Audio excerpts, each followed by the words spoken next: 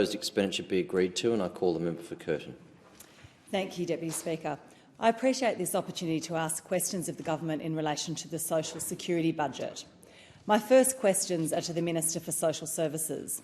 The government created an Economic Inclusion Advisory Committee to provide advice in the lead-up to budgets on policies to address disadvantage and boost economic participation. I have two questions about this committee. Firstly, when will the government introduce legislation to establish this committee as a permanent committee, and who will be appointed to it? And secondly, will the government implement or respond to recommendations of the committee, and if so, in what timeframe? The committee found the current rates of job seeker and related payments were seriously inadequate. It recommended restoring the relativities of the mid-1990s, when employment benefits were about 90% of the age pension. ACOS has issued an open letter calling for this $19 a day increase. This has been signed by a huge range of MPs, community leaders, economists, prominent leaders and academics. The BCA and CEDA back this change too. ANU analysis shows that we could increase government spending by about 1% and lift 1 million people out of poverty. I acknowledge that we need to address the structural deficit in the budget. Inflation affects everyone. But in a budget of $680 billion, surely we can find $6 billion so that all Australians can be fed and housed and live with dignity. My next questions are to the Minister for the NDIS.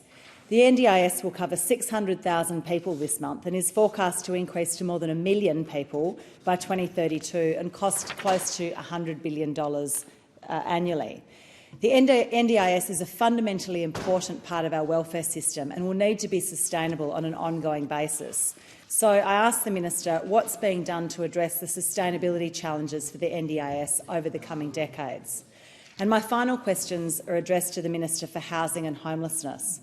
The Housing Affordability Future Fund is a small piece of the puzzle when it comes to the challenges we face on housing. It's understandable that successive governments have shied away from addressing underlying affordability issues because a decline in house prices is politically unpalatable for those who are already in the housing market as owners or investors. We need to take a long-term view, and my question for the Minister is whether she'll listen to the suggestion put by the crossbench and support a citizens' assembly on housing, so we have new reform ideas on the table for the next budget and government has permission to drive some longer-term reform so people can reasonably aspire to put a roof over their head and eventually own their own home. So I urge the relevant ministers to address these questions to ensure that we are, in fact, giving people a fair go and will be able to continue to do this in the future. Thank you.